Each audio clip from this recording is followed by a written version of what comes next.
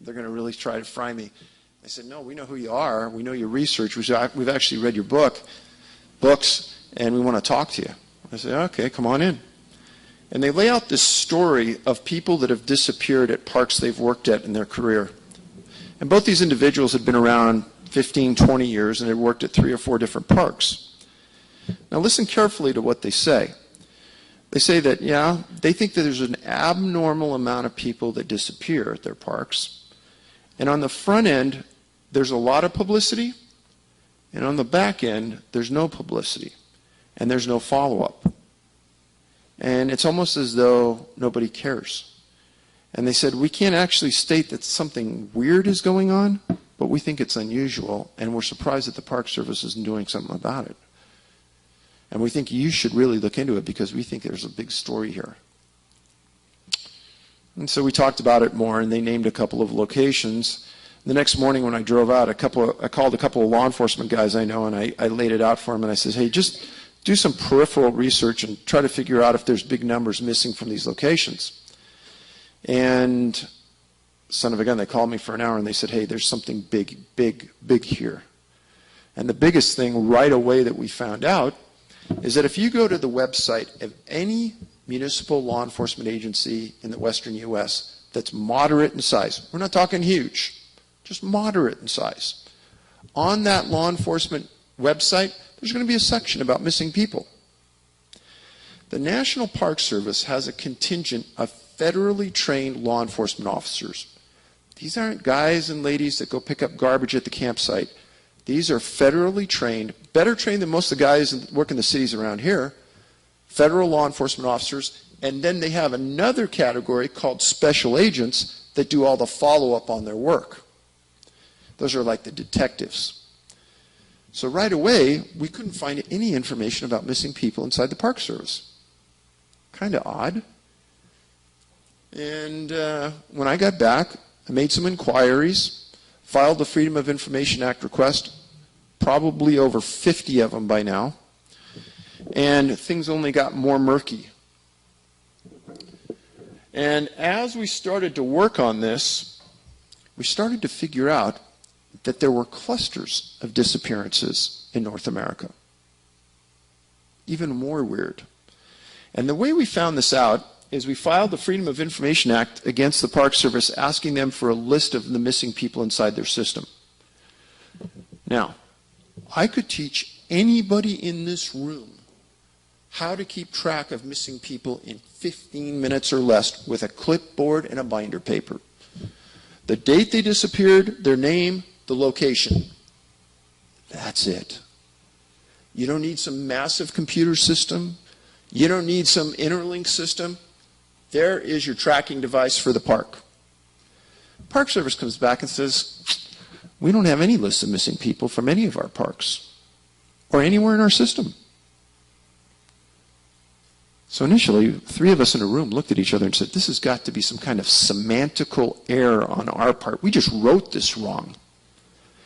So we had another researcher write it in a different way.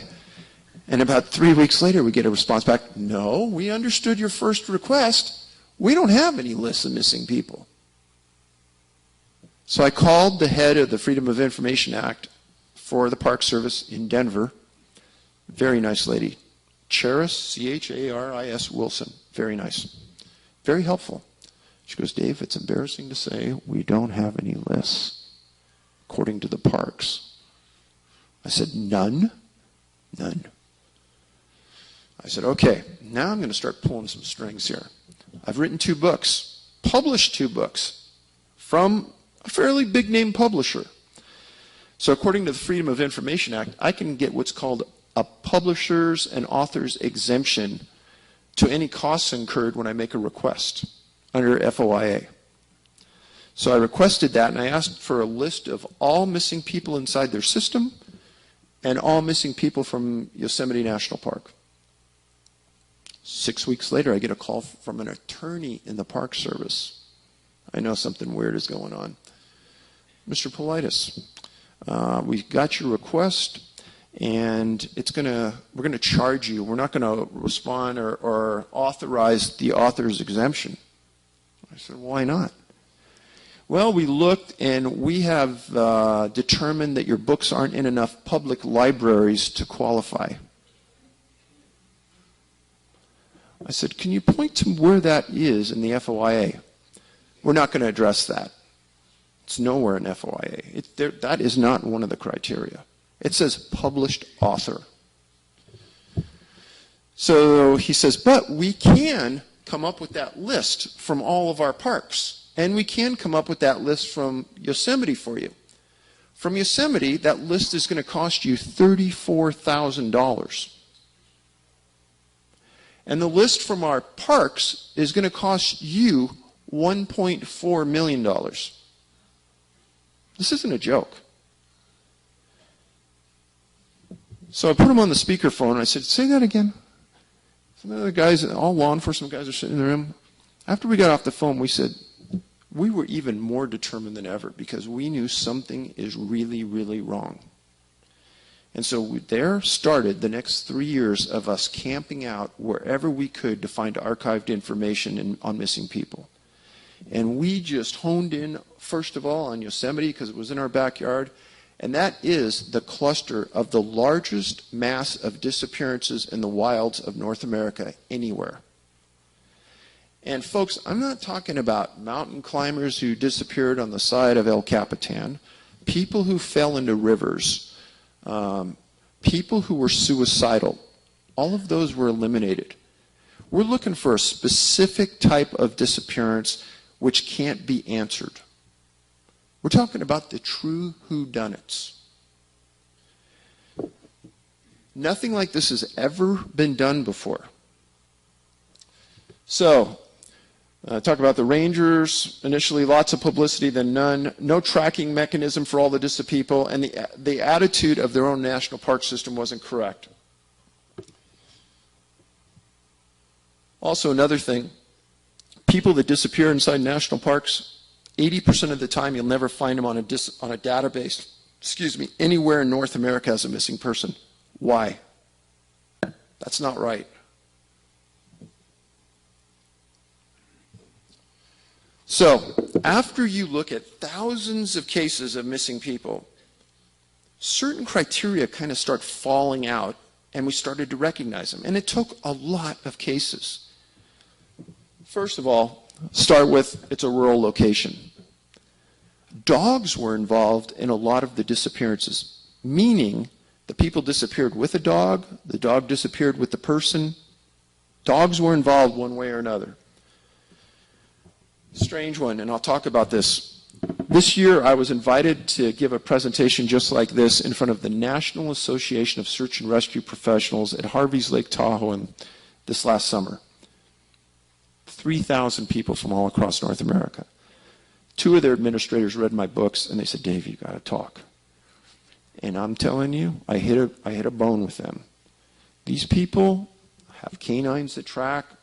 Sometimes they're concerned when they don't want to track.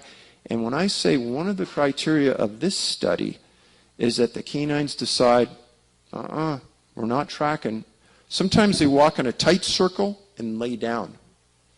Handlers came up to me afterwards and go, oh my God, I thought it was just my dog, but I couldn't understand why they were acting like that. There was supposed to be a good scent, and they didn't want anything to do with it. That's part of it.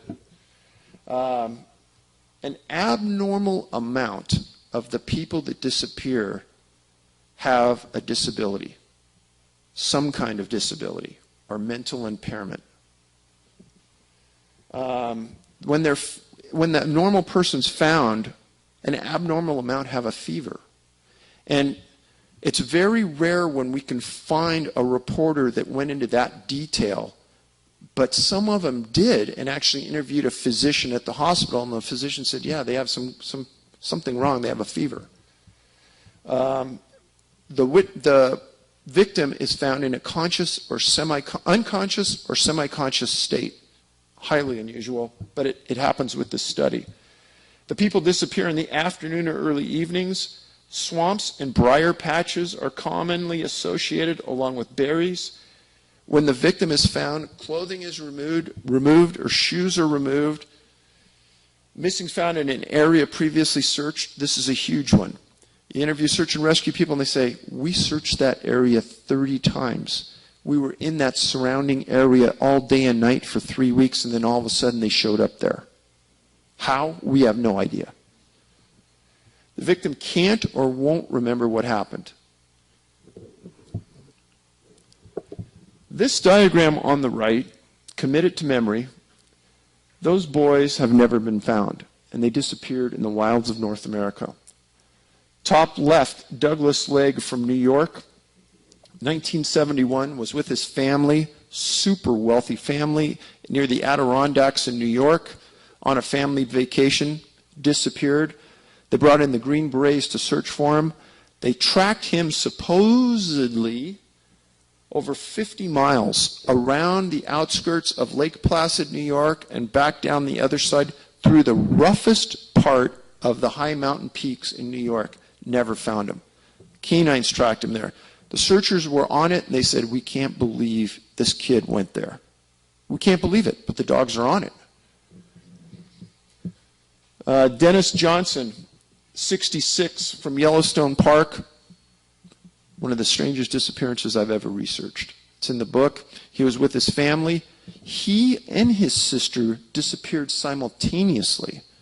His sister reappears. They go out and they search for the Dennis for weeks. For some reason, they couldn't find any tracks. Never found. Dennis Martin, 7 years old, Great Smoky Mountain National Park. Never, ever found. No tracks or nothing. One of the most recent ones is Sammy Belkey, middle left, Crater Lake National Park. Was with his dad. Sammy had a disability, a mental disability. Derek Engbertson, Crater Lake National Park. Edward Nye, Crater Lake. Those three boys in the middle, all Crater Lake. What's unusual about that? You look at their ages and you look at their sexes, and there's something about the clusters that we identify in the books. Some clusters are old people. Some clusters are young boys. Some are girls. There's a consistent element in each one of those clusters that's highly, highly suspect. Bottom left, Dickie Sudine, Mid-Sierras in Northern California. James Bordenkircher, Mid-Sierras. He disappeared from North Lake Tahoe, from his parents' kind of a rural location right on the Nevada border, still missing. And Travis Zweig, Southern California, Pinyon Pines, disappeared. Now, I'm going to tell you that I want everybody in this room to take that paradigm you have about missing people and throw it in the garbage can right now. These boys right here, how many people in this room have kids? First of all, raise their hand so I have an idea how many parents. If you have a son or a daughter and they've lived through that 5, 6, 7-year-old age bracket, you know how far that kid can go, how far they're going to walk. And the stories about some of these kids that disappear is too phenomenal to believe. When you talk to search and rescue people, there isn't one I've ever met that said that they shouldn't be able to find a 6-year-old boy that disappears in the wild. Now, animal attack has been eliminated from this. If there's an attack on a child by an animal, there's going to be a scene. There's going to be blood. There's going to be hair. It's going to be obvious, and the canines will hit on it. That's not what happened here. In this diagram right here, the boys were 2 to 14. 3 boys were 8 years old. This is about women who disappeared now. Teresa Breyer, Shut-Eye Peak, kind of up above Fresno in the Sierras. Stacy Aris. That one right there, I will never give up on this case. I lived in Los Gatos, California for about 20 years, Northern California, right outside of San Jose. Stacy lived in Saratoga. And right when we started on this, that was one of the first cases that I got hit with. It was in '81. She was with her dad, and they were in the high Sierras of Yosemite riding horses into a backcountry area with 6 other people. They ride up to these cabins that are in the middle of nowhere, and they had rented them with the backpacker and the horseman. They get off their horses. Stacy and her dad go into one of the cabins that they're sharing, and she comes out with her dad, and she says, "Hey, Dad," she's got her camera. She goes, "I'm going to go over to this point right here. I'm going to take some pictures, and I'm going to go with this other man, a 71-year-old man who was on horseback. She and the 71-year-old man walk 20, 30 yards out to this point, and they sit down on a boulder. She's taking pictures with him. Everyone can see them. They're not very far away. In this portion of Yosemite, there's a lot of boulders of granite, a lot of just straight granite. She tells this man, she goes, I'm going to walk down to that lake right there and take some pictures of the lake 200 yards away. Okay. So her dad and everybody sees Stacy walk by herself down to the lakes. That was the last time Stacy was ever seen. I talked to her uncle, who was part of the search team, and they said, Dave, we searched for a month. Only one thing we ever found, and that is right at the entrance to the lake area when they were walking in amongst the trees, they found the lens cap to her camera sitting on the, or laying on the trail. Last thing they ever found. Now, what's important about this case is that I've made a Freedom of Information Act request for the Park Service for this case file. Every other case file from the Park Service where I name the person and the location and the date, if I spoon feed it to them, if I lead them to it, I'll get it. I lead them to this case, and they say, no, you can't have it. I said, what? I've never had that happen. And they said, no, we're not going to release that case. I said, give me an explanation. No, we're not going to give you one. A week later, I get a call at home from the special agent in Yosemite that has this case. His last name was Yu, Y-U. I'll never forget it. Yu says, Mr. Paulides, why do you want this case? Violation of federal law and the Freedom of Information Act. The government entity that you're filing the Freedom of Information Act against cannot use your reason as a rationale to give you the case or deny the case. It's irrelevant to them. I said, hey, Special Agent Yu, I'm going to be polite. I'm an ex-law enforcement guy, but that's an inappropriate question. You can't ask it. I can ask anything I want. Okay. So I want this because I'm writing a book. We're keeping track of missing people. I want to understand the circumstances of how Stacy disappeared. He says, well, she disappeared. What else you want to know? I said, is this a missing persons case or is this a criminal investigation? Two different types of cases in the law enforcement world. If there's a crime involved, it's a criminal investigation. Missing people is not a crime. Now, if there's a suspect in the disappearance, then it's kidnapping or abduction. Now it's criminal again. So I asked him that. He says, no, straight missing persons case. Okay, are there any suspects? No. Has anyone touched the file in the last 15 years? Not that I can tell. I said, then what's the reason you're denying me access? Yep, we just made a decision that on this one you're not going to get it. Okay, so I appealed through my congressman, and I got denied again. So I went to her uncle, and I said, hey, why would they be denying me this? And he says, well, have you gotten other cases? I said, I have a stack in my room that's 10 feet tall. And he says, I have no idea, Dave. And to this day, I have never seen that case file. I wrote about it. I wrote about the elements I just told you. And we accumulated probably 20 different articles so we could kind of piece the story together. What happened to Stacy Harris? I don't know.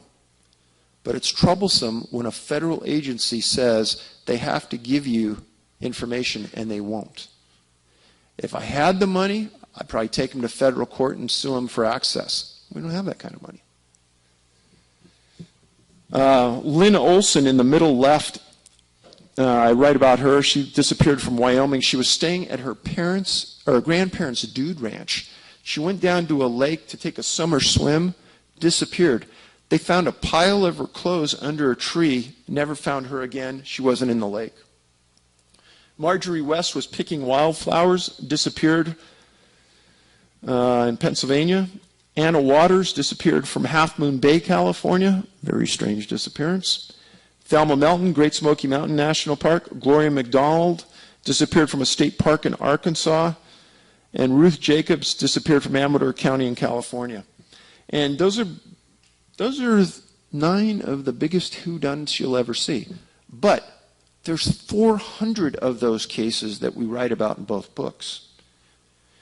People should never disappear and not be found. Grab that thought. If somebody disappears in the wilds up there in the hills, they should always be found. Because once somebody dies, after about 1 week, your body starts to gas up, it gives out specific odors, and canines can actually pick out a body that's decomposing under the water and are giving out minute amounts of bubbles. They can pick out the body on top of the water. So to not find a body after weeks, let alone days, it's very strange.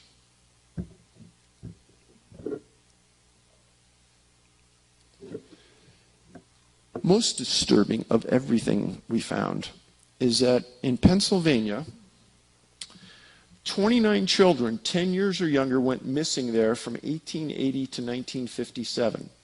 In 1941 alone, 3 children vanished 5 months apart and were never found. There is no state in the United States where there are so many children missing and never found. Ever, anywhere. There are actually clusters. We made the entire state of Pennsylvania a cluster. There are actually clusters inside the state where these kids have disappeared. I've had hundreds of emails about this since people read the books. Different hypotheses and things. Nothing really concrete, nothing solid. But it is very, very strange. Again, the continuity in these disappearances, the commonalities that occur are mind-boggling. It's almost as though you're reading the same report time after time after time where the elements of these people have vanished.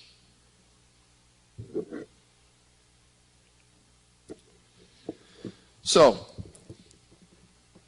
when we finished the study initially and the 2 books were written, there were 30 clusters of disappearances in North America. Now we've identified 4 more. 3 or more missing from each cluster minimum. Maximum, there's probably over 30 in Yosemite and a few other locations. The top locations, Yosemite, Crater Lake, Mount Rainier, Sequoia Kings Canyon, Great Smoky Mountain, Glacier, and Rocky Mountain National Park. This is the map, and this is a map we keep updated, of the disappearances. This is just outside of Los Angeles, some of the huge mountains that are around the LA basin. Surprisingly, a lot of kids and young adults have vanished permanently and never been found that fit the criteria. This is Yosemite. Starting right here, this is the area around Mount Shasta. And then you can almost draw a straight line up through the Cascades. And now that map would have 3 or 4 more dots in Oregon and Washington where there have been disappearances and clusters identified.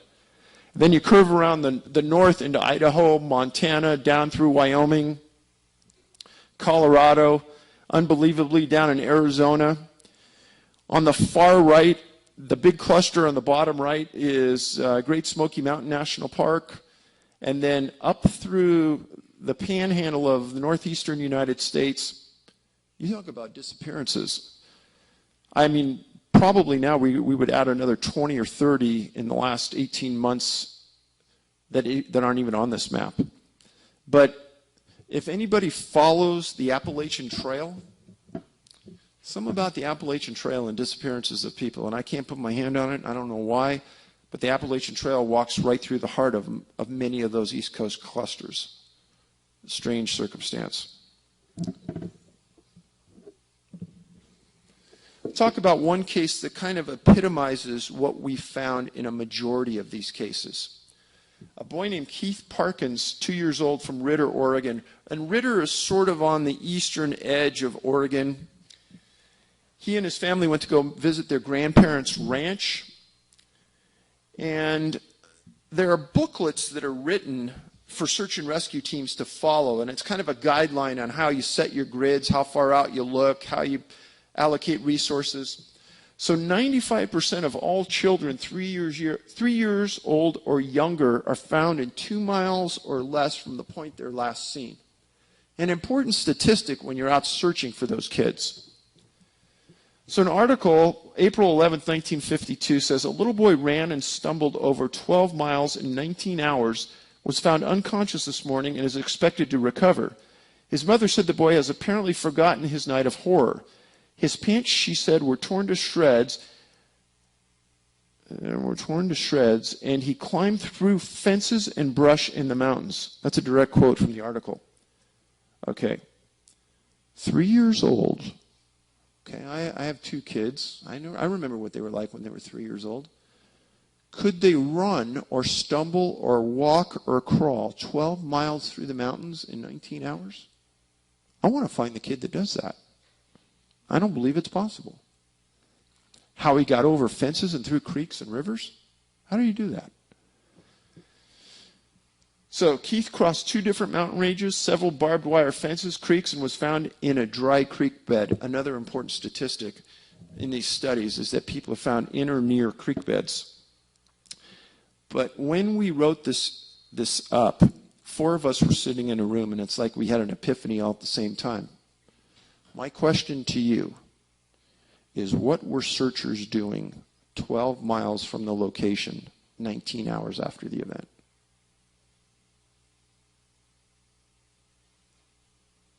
Doesn't make any sense. No sense. It makes no sense. There's no way any searcher in the world would do that. One of the most concerning disappearances occurred in my backyard, Rocky Mountain National Park.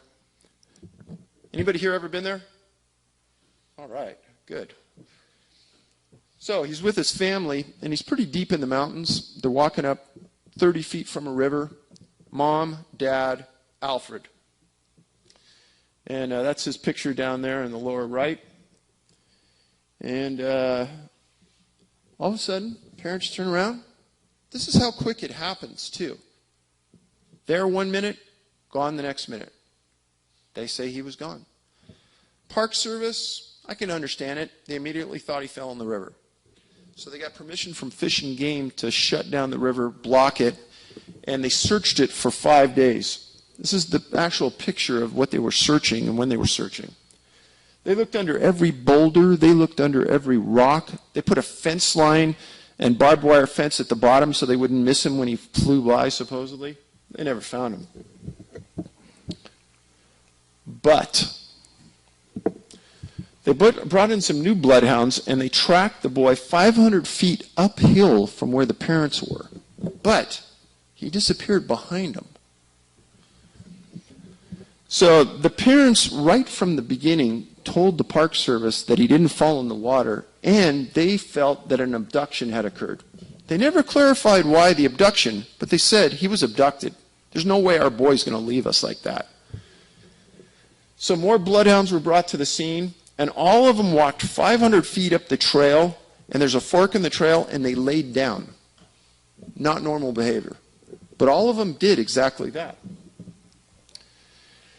So as all this is going on, there's a husband and a wife backpacking way, way up in the woods. They don't know anything's going on. And as they're walking down, they're resting, and they think they hear something up above them. So the husband gets out the binoculars and looks up at this rocky crag, horrific location, way up.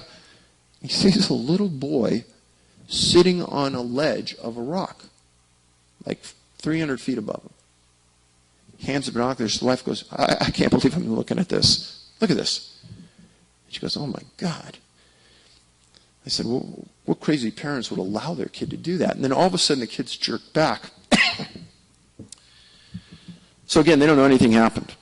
They walk down into the park, and they just see a lot of cars and everything, and they hear a boy's disappeared, but they don't really know much. And they drive home into Denver the next day.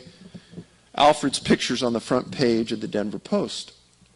And both of them look at each other and say, oh my God, that's the boy we saw. They drive back up into the park, they meet with rangers, and they tell the rangers that where they saw Alfred. And the location is called Devil's Nest. One thing I write about in the books is locations in the woods are named for certain reasons. Say it's Miller's Creek. Well, maybe old man Miller lived on the creek in the 1800s and he named it. The word devil comes up more than it doesn't in high altitude disappearances. And it's something that I want you to keep in the back of your mind when you're reading the books. That word devil, why did that location get that word devil? Well, initially the Park Service doesn't believe either one of them. And they separate them and they interview them independently because they didn't believe them. They both tell the same story. We saw a little boy up on that ledge. They said there's no way a boy could get up there. If we get up there, we're going to have to use carabiners and ropes, and it'll take us a day and a half, 2 days. Make a long story short, the Park Service puts 30 guys on it. 2 days later, they reach the nest. They look around for 2 days. They find nothing, and Alfred Beelart's was never found.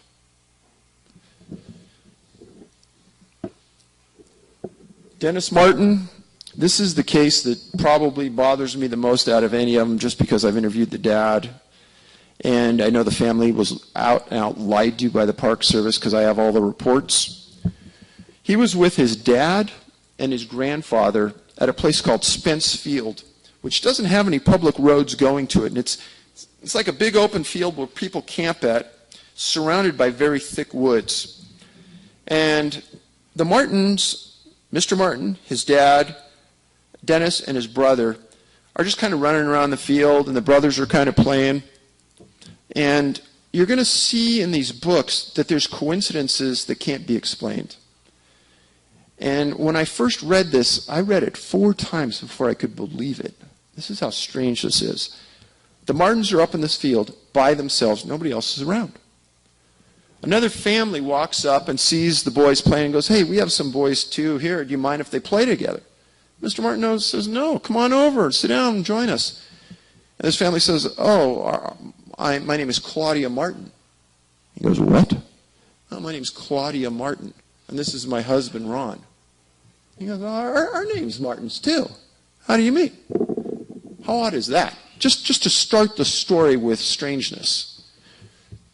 Boys are playing together, running around. It's getting to be like 3 o'clock, 4 o'clock in the afternoon. And they're playing hide and seek. And Dennis goes behind one bush right on the fringe of the forest. Other boys go behind other bushes. And Mr. Martin tells me, he says, "Dave, it's that sixth sense that parents have that something's wrong. All the boys are starting to come out from behind the bushes, and my son wasn't. I got up and walked 40 feet right over to that bush, and my son wasn't there. 15 feet away is the Appalachian Trail going south through the Great Smoky Mountains National Park, and I took off on a dead run for 2 miles. And I didn't hear anything, I didn't see anything, and we never saw my son again." Appalachian Trail. Now, there's a whole lot of high strangeness that went on with this story. Within 3 hours when Dennis disappeared, it started to rain like it never rained in years at that park. And it rained straight for 7 days. Another commonality in many of the disappearances I write about is bad weather hits the area right after people disappear or right when they disappear. So Dennis disappears. Within 2 hours, there's 100 rangers at the location searching. Within 48 hours, there's Green Berets that show up. Now, I did a little research about this. 99.999% of the time, it's local National Guards people that come and search for missing people. Why? Because they're in the community, they're close, they're readily available. The Green Berets signed an agreement of secrecy with the government that they'll never state what their mission is, they'll never state what they're doing. Yet Green Berets fly in by helicopter within 2 days that Dennis disappears. And not only do the Green Berets show up, set up their own camp, their own communications network, they don't search with National Parks people. And at the time, the National Park Rangers weren't armed. The Green Beret were armed. And the search lasted 3 weeks. Canines found no scent. The NPS lied to the Martin family. And what did they lie about? And what did they keep them in the dark about? FBI agent shows up about 4 days into the search, and he says he's just monitoring the case. Another commonality of these disappearances. FBI never gets involved, yet they document everything. A family called the Key family, K-E-Y. The day Dennis disappeared, they come into the park, and they go to the Park Service. They go, yeah, we're here with our family, and we want to see some bears. So they send him to an area called Rowan's Creek, which is about 2 miles, 3 miles underneath Spence Field on a big loop called Cades Cove. And the family walks in. About an hour or so after Dennis disappears, the Key family is down below them by about 2,000 feet. And their boy stops mom and dad and says, hey, look, that looks like a bear up there. The dad says, that's not a bear. Kind of looks like a man hiding behind the trees. And it kind of looks like he's so dark we can't even see him hardly, but he's darting in between all the trees. Key family doesn't know that Dennis Martin disappeared. So at about this time, they hear a scream that they describe as the worst scream they've ever heard in their life. And it scared the family. They went back to their car and they drove home. The next day, across the front of the Knoxville Times, boy disappears in park, 3:30, blah, blah, blah. Mr. Key looks at this and goes, I wonder if we could have seen something that applied to that disappearance. So he calls the FBI, and he says, hey, I'll meet you guys at the park, and I'll show you where we were so you could kind of connect the grid lines. FBI agent says, no, we'll come to your house. First of all, highly weird. I'm the agent. I want to see exactly where they saw it, and I want to understand it. So FBI agent goes out. Mr. Martin had an agreement with the Park Service that he would be told of any leads, anything, anywhere. A reporter picks up on this and asks the FBI and the Park Service employee investigator that went with the FBI to interview the Keys and says, hey, could this be related? They say, oh, no, times don't match up, nothing matches, forget about it. That was total crap. What happened was that the head tracker for the Park Service grabs the special agent that went and says, hey, what's the truth? And the guy tells him the timeline, tells him everything. His name was Dwight McCarter. I interviewed McCarter and I said, hey, what is the truth? He says, the truth is, Dave, it all matched up. That was the best lead we had. And unknowns to me, and I don't know why, the Martin family was lied to. And I went up to Mr. Martin, and I couldn't live with myself. I told him, hey, let's you and me walk that path directly from where Dennis disappeared down into Cades Cove. Let's see if we could do it in that time frame. They actually did it at a brisk walk. It wasn't even a run. Now, I interviewed Mr. Martin. And again, like I said, the worst interview you can imagine. And when I end an interview with somebody, and I'm perplexed, and I'm looking for leads, I always end it like this. I said, hey, is there something that is missing in the news accounts, or have I missed something in my investigation that I should know?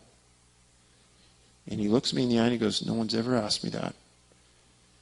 He goes, you know the Key family? I said, yeah. He says, well, I think, Dave, you're onto something there. He says, you know what else they lied to me about? What's that? He says, well, the Keys, when they saw that thing darting between the trees, it had something on its shoulder. It was carrying something on its shoulder. And not only did the FBI not put it in the reports, but the Park Service never reported it to them. And in the Freedom of Information Act request, there isn't one mention of that Key family observation. It was only mentioned in the Knoxville Times. And nobody would know about this observation until I just told you. Now, why the Park Service and the FBI covered that up and never wanted anybody to know, I have no idea. But I can tell you that Mr. Martin told me, he says, Dave, in 23 years, I have not talked to one reporter, and I never will again. And the reason I'm talking to you is you seem like an honest person and you'll tell the truth. I go, oh, you got that right. He goes, they've never told the truth. How would you like to lose a son and know that? This is actually a trail where Trini Gibson, 16-year-old female, disappeared in the Great Smoky Mountains National Park. That's how thick the woods are right around it. In total, 4 people have disappeared in that park and never been found. The most recent one was in 2008. That was right on the perimeter of the park, Michael Heron.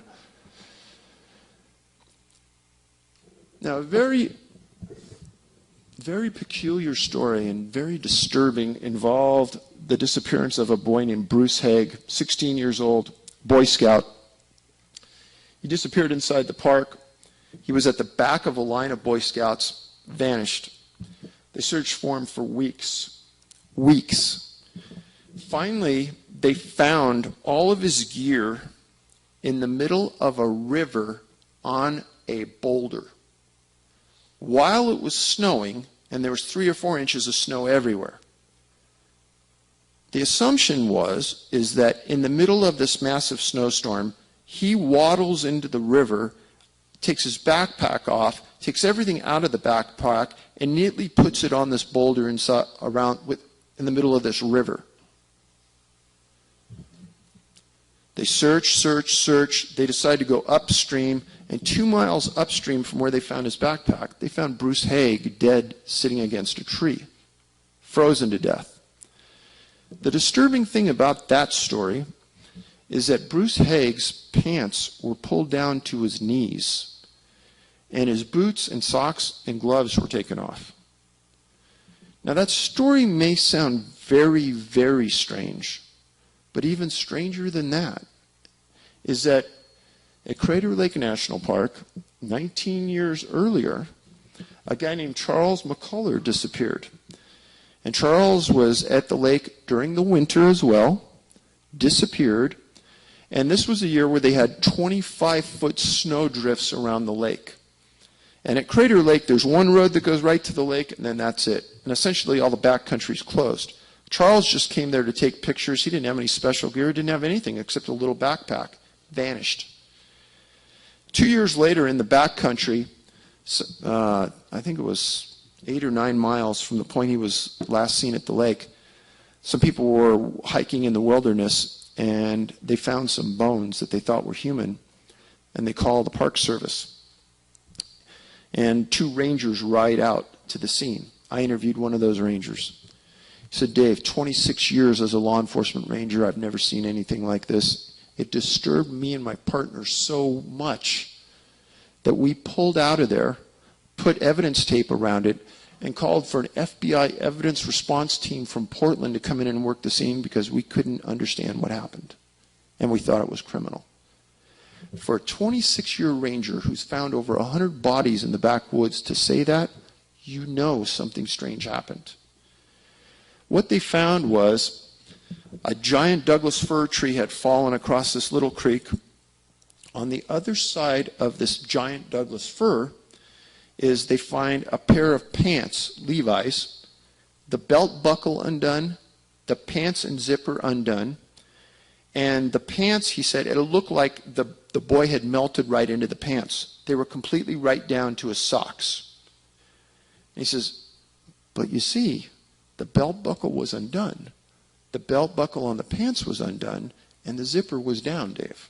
Remember that. And he says there was only one bone in the right leg, and it was a broken tibia bone. That's the shin bone. And he says in the socks there were little bones. He says we never could find the femurs, the hip bones, shoulder bones, the spine.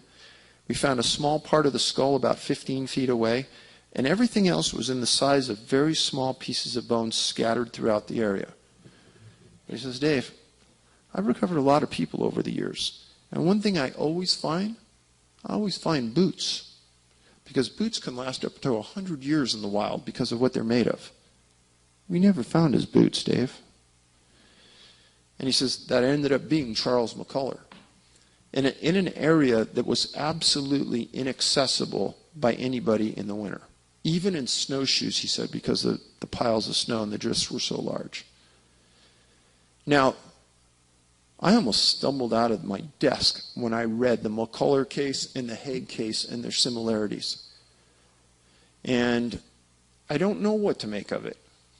And as the ranger, the law enforcement ranger who's found 100 bodies in his 26 years said, that isn't normal.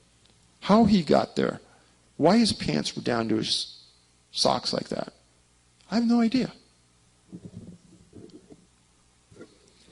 Now, in the books, you're going to see me talk about coincidence quite a bit. There may be coincidences, but sometimes similarities just hit you in the face and they say, that's just too common. Let's talk about Dennis Martin and Dennis Johnson. Both disappear in national parks. One boy's 8, one boy's 6. One goes missing July 1st, one goes missing June 14th. They're both wearing red shirts. Their father's first name is William. Let's just stop there. Is that enough? I mean, who could put this stuff together? Bloodhounds in both cases couldn't track. Nothing of either boy was ever found. Storm hit the area after each boy disappeared. No tracks were ever found. And you know, an unusual spin to this, and I can understand it, the fathers stayed for weeks and weeks afterwards, never giving up on their son. And for the parents in the room, I'm sure you guys understand that. I don't think I could leave knowing my boy was somewhere in the woods. Neither boy was in a clearinghouse database up until just recently. And both disappeared, this is very odd, almost in their father's presence. Now, there's all kinds of similarities that I bring together in the books. I think it's odd. I think it's odd that we have these clusters of missing people in national parks. I think it's odd that the national parks don't keep information like that. I think it's odd that there isn't a national stampede up to the front of the National Park Service by the missing persons associations demanding accountability on it. You're not going to see a lot of press about my books. But I will tell you this, that we're not done with this topic yet, and we're continuing to plod forward. Just like we found 4 more clusters, these aren't hard to find. We may be nearing an end, but it's a passionate topic, especially when you deal with kids in my book.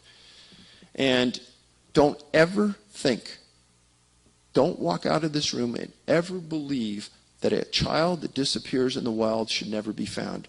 If there's not a water source nearby, specifically, each one of the cases we have written about, we've excluded water as the cause. So, I've used up my 2 hours. I was trying to leave about 10 minutes here for the end for questions. Yes, sir. I was thinking about these bloodhounds, and we're dealing with the canines. I'm wondering what is known about their search behavior, specifically what causes them to basically lay down and give up. What would happen if you were to do an experiment with some people, walk them along a trail, and then have, for example, a lead attached to a thing that a helicopter could just lift it out of there. So this would be a case where the trail literally disappeared because you did an experiment to make the trail disappear. Does a bloodhound in that circumstance come there and circle around and lay down? Or is there some other explanation? Is it the case what is known about getting bloodhounds to lay down? Are bloodhounds different than other dogs? Could you use a different animal, a wolf or something, that might have different tracking behavior? Are there other animals that can track?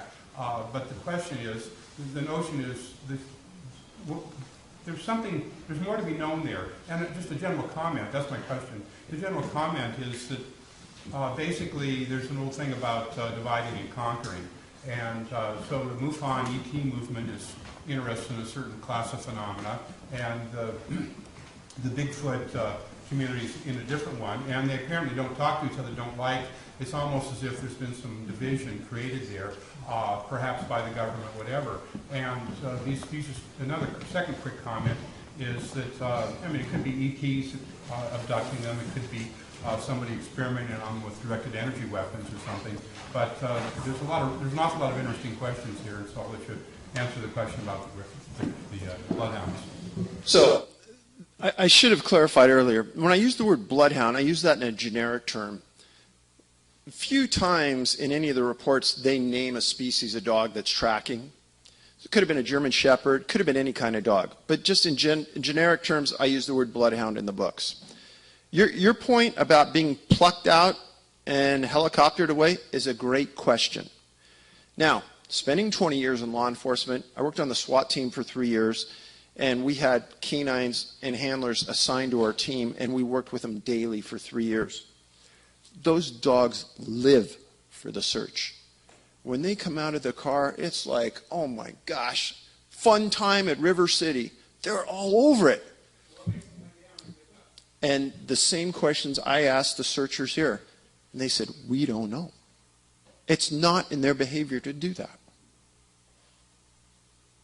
It's like all of the energy got zapped out of them. Great questions. No answers. Yes, sir. I just wanted to focus in on your last statement about the child and the dark, shadowy kind of thing going from tree to tree. If the person was able to see in the distance with the binoculars or whatever that there was a child on this person's shoulder or whatever back, how did they, if they could see that detail, how did they describe the person that was dressed or the thing dressed in black? No, they never said that they saw a child. They said it was carrying something on its shoulder. Okay, so it's still undefinable. Okay. Right. Yes, ma'am. Did you ever employ some psychics that are experienced in these searches to help you? Great question. And, there was a few cases where I mentioned a psychic because in the National Park Service reports, they mentioned a psychic coming forward and helping. You would not believe how lambasted I was by some people for even mentioning a psychic in those reports. And the funny thing is, I could march in here probably 400 homicide detectives, and they've used psychics, and they've assisted in finding bodies. So go ahead and laugh all you want. Somehow or another, they work in certain circumstances. Yes, ma'am. I know that they found some of these children, and they couldn't remember them, or they were really little, and they really couldn't tell a very good story. Have you been able to interview some of them now that they're older, or have they been put under hypnosis to try and remember what their experience was? So have some of the missing children who are older now been put under hypnosis to realize what happened to them? Great question, and something I would relish doing. We were advised early on by some missing persons groups that we had to tread real lightly on these missing people, meaning that some missing people, if we interviewed them and we gleaned their story, would view us as victimizing them a second time and then profiting from their loss. They told us to be very, very careful on the approach and how we worked with those people. So it was very, very limited that we actually did make an approach, and we were really, really careful. In the perfect world, I would like to get every one of these people that lived through the experience at a conference like this, and a group go through hypnosis and understand the commonality of what happened, because I think there's something there. Sir? You said that some of the missing children were later found, but what was the longest duration of time in between when they were missing and when they were found? Probably 3 days, 4 days, 5 days, right in there. Bodies were found sometimes 10 days. In the incident of McCullough, about 18 months. Yes, sir. One of the times you were on Coast to Coast with George and Nat, I believe George brought up the theory that this could possibly, it sounds like alien abduction in some of the stories. Have you given that theory any more thought?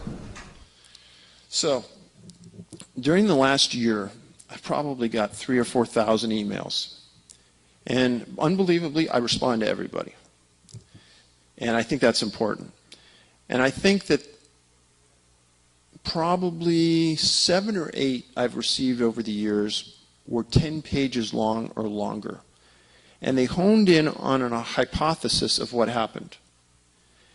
And I can honestly tell you that 6 out of the 8 I would have never thought of a year ago. Yet, I couldn't exclude it 100% today. So, certain elements of this mimic other elements that we know about. So, yes and no. I mean, my eyes and my vision of what's going on has tripled in size. I hope I answered that. I don't mean to ignore it, but yes. Earlier, you said that after one of these abductions or missing persons takes place, you said that the weather changes pretty significantly. Is that 100% of the time, 90% of the time, 75% of the time? A large percentage of the time. Yeah. You said in one of the books that some of the victims had lacerations going from head to foot as if they were carried. You mentioned about the dogs that they lay down. That's also mentioned in the Bigfoot book, occasion that you previously mentioned. Is there not an implication that some of these are perhaps related to Bigfoot, even though you perhaps don't want to say definitively for all of them? Talking about the scratches, a lot of them have horrible scratches, and it's talked about by the parents and the searchers. And you see, I have a tough time understanding how a 2 or 3-year-old can move that fast through the woods and just, I can't imagine them just running and scratching themselves to shreds and their clothes to shreds. I imagine them working slowly. This thought of them purposely motoring themselves that fast doesn't make sense. Now your thought about being carried is one thought. Another thought that people have told me is, what if it happened by going up? It would have that same effect vertical. So it's that paradigm where, I'm caught in the same thoughts that you guys are, and every once in a while somebody brilliant writes me an email and catches me and says, haha, you didn't think of that. True. Yes, sir, red cap.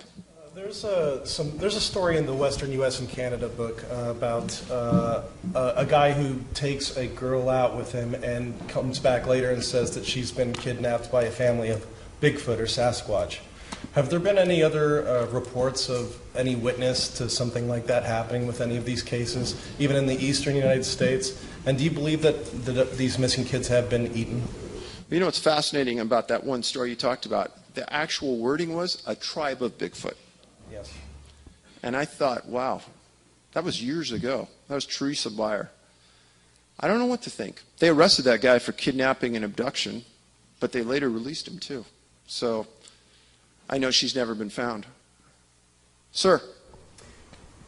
Do you believe that the majority of these are abductions? And also, I'm going to ask you your favorite question. Is there anything that you left out of these publications that maybe you've discovered since the release of these books that you can share that would shed some light on any of these cases?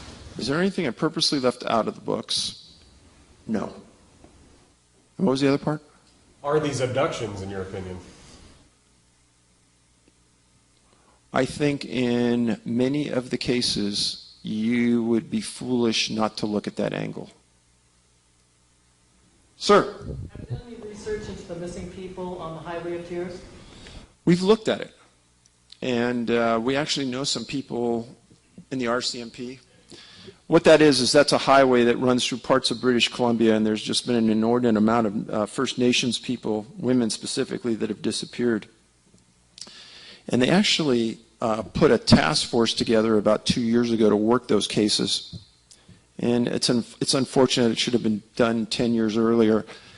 But there's a lot of whodunits. There's a lot of questions about what's happened there. And I just heard recently on the QT that they actually have a suspect on a majority of those. I don't know if they'll have enough to put the case together. But I don't think all of them fit the criteria. But it's an interesting set of disappearances. Same as, I don't know if you guys could go home and Google this. There's been a series of feet that have been found in shoes that have washed up on beaches in North America.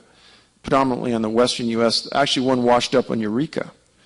And where they came from, it's another big whodunit. Back row, bald man. Yes, sir. Well, I'm not quite bald, but anyhow. I just saw the glow. Because I'm thinking about do dogs have trouble following a live Bigfoot trail, or do they lay down and give up? I have no idea. Be interested in finding that out. Got to find a Bigfoot to track him first. Well, when one gets kidnapped by a tribe, that would be the time to launch some dogs to find out if they give up, they walk along and then give up. Yes, Steve? Dave, there was a disappearance of a young boy in Oregon a couple of years ago. I don't remember his name, but it got a little bit of press.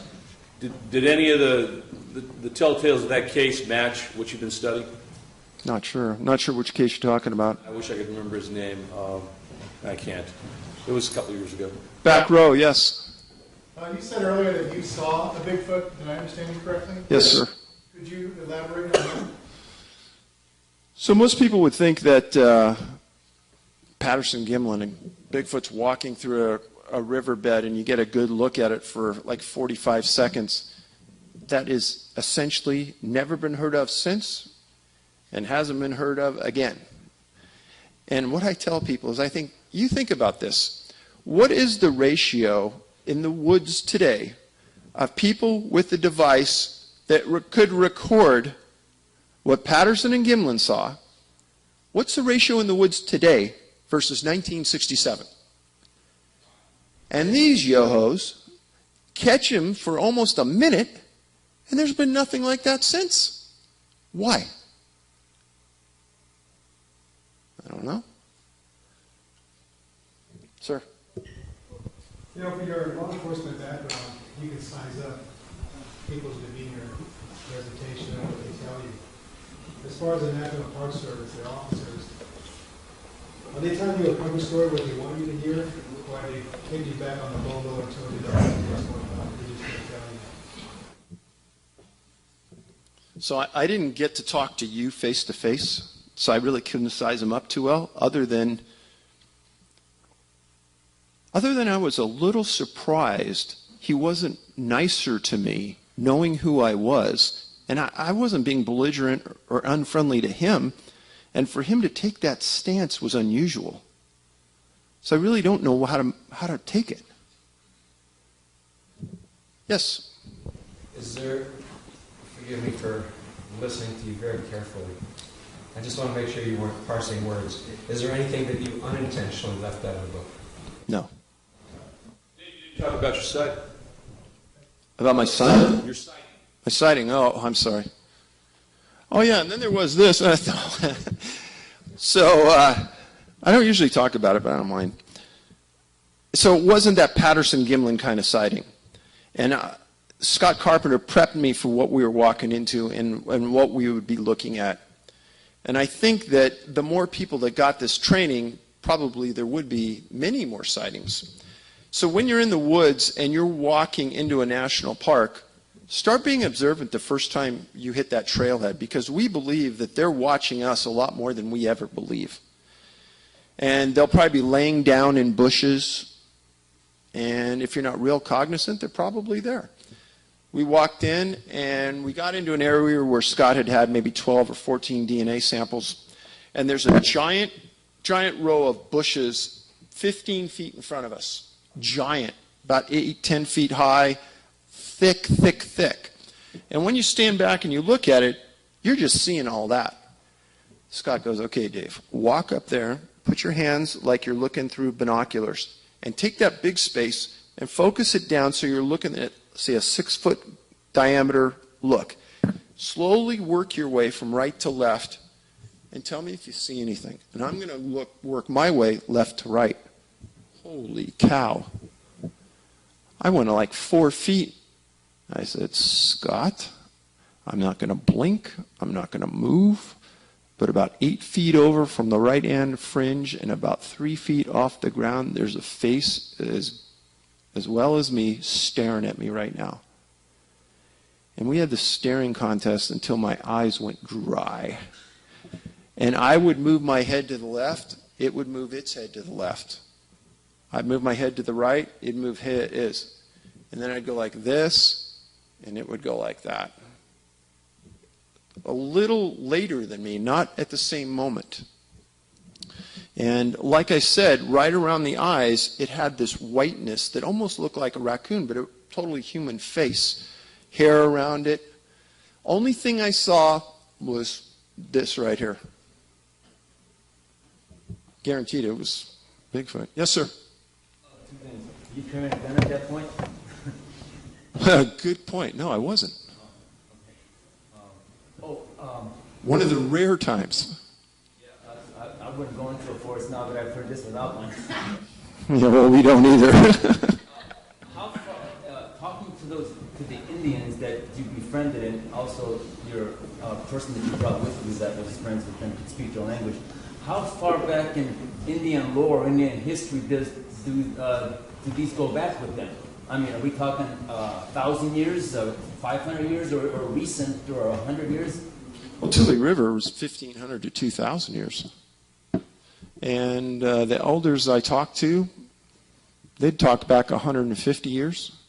They talked about a story where they were walking down a trail along the Klamath River, and they were walking to meet friends on a Sunday, and two Bigfoot and a little tiny, like a husband and a wife and a little tiny one, were walking the other way, and they said, this has been handed down from my grandmother to me, and they'll never forget it, that draped over their shoulders, they had kelp. Go back and Google kelp and the type of things that are in it. There's like medicinal qualities. There's all kinds of healthy things in kelp, including salt byproducts. And I thought, nobody could ever make that up. That's like way too good. So you hear those stories going back years and years. And then you read about Lucy Thompson and her stories going back to the late 1800s. Sir. Yes. The reason why no one has found a Bigfoot body or recent evidence of one having died is they do not live in our space-time. They are prehistoric like the Neanderthal man. When someone sees a Bigfoot, they're going through a portal like a time warp. So they're not actually in our time anymore, they're in their time. So the only Bigfoot bodies that anyone has claimed to have found have been hoaxes. And the same thing with the people that disappear. They're going through interdimensional portals. It may be one way, or may be a round trip, but they can come back in a different space-time. Okay, thanks. Just like when Steve Fawcett disappeared, the balloonist. Yeah. They couldn't find him anywhere. They had no idea what happened to his plane. Then, I think it was after the winter season was over, they claimed they found some bones. But I think that was just a cover story. And they never found Steve Fawcett either. Okay. Sir, in the back. Yeah, not too long ago, someone said, I guess there's a makeup artist, costume guy, claimed that he made the Bigfoot costume for the Peterson. Absolutely baloney. Absolute fabrication. John Green, who's one of the most respected Bigfoot researchers in the world, right after the Patterson-Gimlin film, he took the footage to Disney Studios, who at the time built the best costumes in the world. Best in the world. And he has it on written documentation from Disney that there's no way they could have done it. That was in like '68 that he got that letter from them. So you hear that every once in a while. Don't believe all that stuff. I understand why people do, but don't believe it. Yes, ma'am. What was the source of the hair samples that were used for the DNA analyses that you referenced? Like, where did they get collected from? Well, over 38, I think, came from our organization. So, where did they get them in the wild? some came from Arizona, some from Hoopa, some from Great Smoky Mountain National Park. But I think they would just find them. No. Like the source. I'm wondering what the source is. So one of them is there's a story in Tribal Bigfoot, Raven Ulibarri. She sees a Bigfoot come into her yard. He reaches over this tin shed where she keeps her garbage. He picks up 2 bags of garbage. She already has the police responding.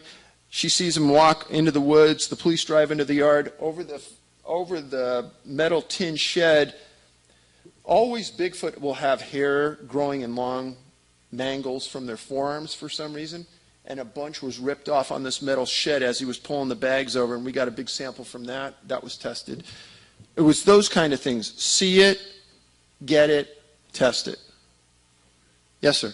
Is it the Olympic project that you work with? They apparently said they've got footage, video, that's very definitive. I think Mel Ketchum mentioned it, or perhaps you did on a radio show many moons ago, to go with the DNA. Is any release on that, perhaps, in the future? So the Olympic project doesn't have the footage. Adrian Erickson has the footage. And Adrian is a man from Canada. He bought some property in Arkansas, put a couple of researchers on it for a few years. The footage is outstanding. Release? It's up to Adrian. I thought it would have been by now. There's been some little bits and pieces that have been, but just enough to whet your appetite. But he's got some good stuff. What do you think of Todd Standing and his footage? I don't know what to think. I mean, if it's real, it's outstanding. If it's a hoax, he's done a good job. I don't know what to think. I don't know him. Never interviewed him? Never did. Yes, sir. What was the cause of Bruce Haig's death? Bruce Haig. Bruce Haig. They found the body. Exposure. They did an autopsy. And you'll notice that about 95% of the time, when doctors really don't know why you died of exposure. Sir? Missing 411 type people, do you get people with full facial hair disappear? Great question.